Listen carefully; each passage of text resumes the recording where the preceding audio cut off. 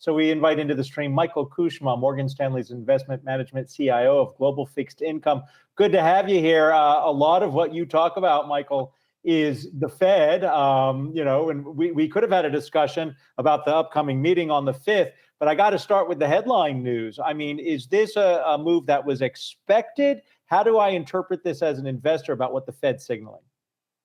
I think it's signaling that they can do more and they will adjust their programs as needed to try to improve the flow through of the resources they have into the broader economy.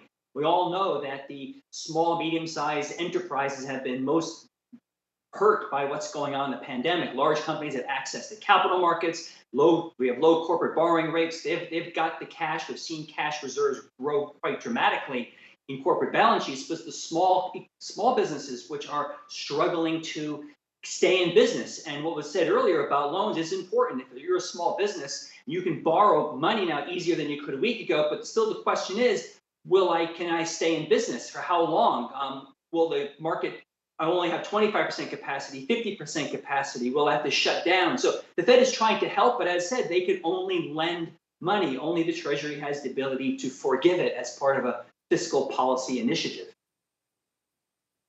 Let's pick up on the fiscal policy initiative there, Michael. It's good to see you. It's Julie here. You said in your note to us that we are seeing monetary and fiscal policy work together for the first time in decades. But of course, we've got the stall on the fiscal side right now. What are the implications for the Treasury market from that? I mean, it seems like the bottom line for the Treasury market is what the Fed is doing, and we are going to see, for the time being, a ceiling on rates because of that. Yes, I think the Fed has within its power to control interest rates all the way out the yield curve if it so decides to exert that power.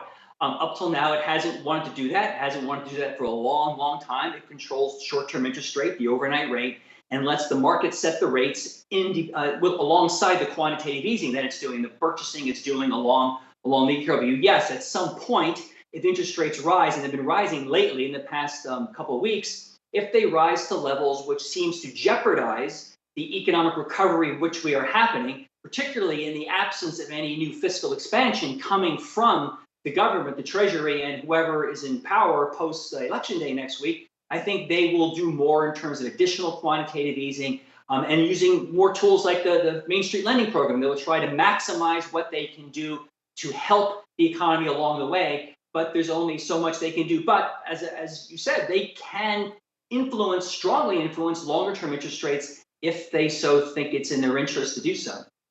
Can they really? And I want to have this discussion in a way that an average investor like myself might be able to understand inflation, because the Fed kept missing its goals with inflation before the pandemic. And for years, there was the discussion about what are they perhaps not now factoring in with inflation.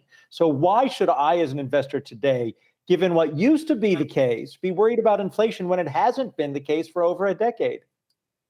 Exactly. The Fed changed their operating procedures formally in September to reflect the fact that they have missed their inflation targets for decades, and to inflation ending up being below what they expected. So they're trying to adjust their strategy to prevent this continuous undershooting of inflation, to raise inflation expectations, to get individuals, households, corporations to be more confident that inflation will drift higher, not rise sharply higher, but drift higher rather than settling in at a optimal level. And that's a tough cookie to crack, so to speak, because once you have inflation settled in at such low levels for a long period of time, it's hard to convince people, especially in the middle of a pandemic and have record high unemployment, to have people really worried about inflation medium term.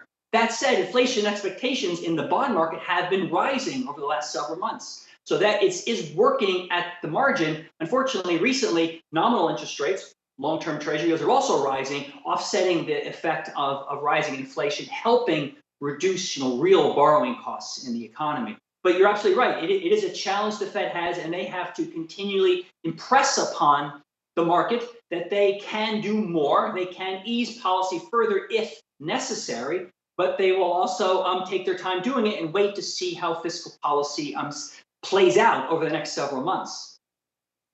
All right, well, grab the popcorn because the Jay Powell show is back on stage on Friday, November 5th. But first, we got to say thank you, Michael Kushma, Morgan Stanley Investment Management CIO of Global Fixed Income. Always good to have you here.